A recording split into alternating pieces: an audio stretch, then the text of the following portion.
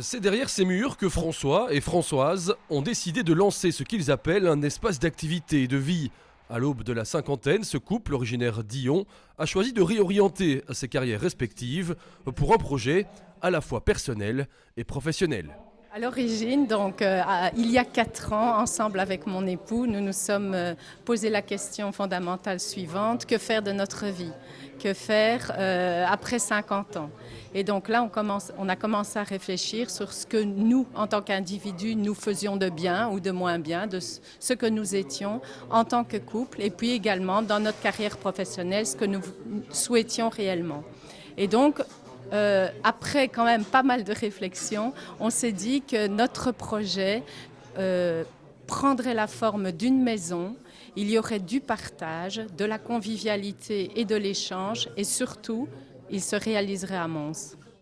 L'envie de se rapprocher et de s'investir dans leur ville a donc amené Françoise et François à créer Co-Guesthouse, un lieu difficile à répertorier tant les possibilités y sont nombreuses. De la culture, du coworking, du co-cooking ou encore du coaching, un véritable pêle-mêle où chacun peut trouver sa place. En fait, la maison, on l'a conçue pour qu'elle soit totalement hybride. Donc en fait, là, dans un hôtel, on dort, dans un restaurant, on mange, dans une salle de fête, on fait la fête, dans une salle de cinéma, on fait le cinéma. Et ici, en fait, c'est la personne qui loue l'espace, qui s'approprie le lieu et qui fait ce qu'il a envie de faire au sein de la maison. Donc la maison, elle évolue tout le temps. Des sociétés, des indépendants, mais aussi des particuliers peuvent donc louer un espace en fonction de leurs besoins. Vanessa a décidé de se lancer dans la cuisine comme activité complémentaire. Elle y organise des lunchs, des ateliers culinaires ou encore des team building sur le thème de la cuisine. Je me suis sentie tout de suite chez moi en fait. Il y a tout ce qu'il faut, c'est facile, c'est clair, c'est gai. Donc ouais, je me sens vraiment chez moi ici. On sent beaucoup de simplicité dans le lieu et beaucoup d'accueil aussi de la part des hôtes.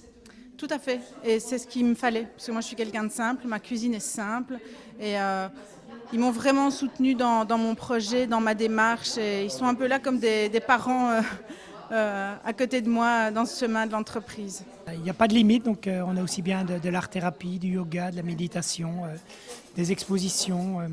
On a eu un lancement de maisons d'édition, on a eu un baby shower, on a eu des ateliers de couches lavables. Alors on a toute la panoplie des ateliers de développement de soi, lâcher prise, le burn-out. Et donc voilà, c'est ça qui est chouette, c'est que ça évolue de manière constante au fur et à mesure de la journée. Donc la maison change de physionomie au fur et à mesure de la journée. Ouverte en janvier, la Co-Guesthouse rencontre déjà un certain succès, mais l'aventure ne fait que commencer.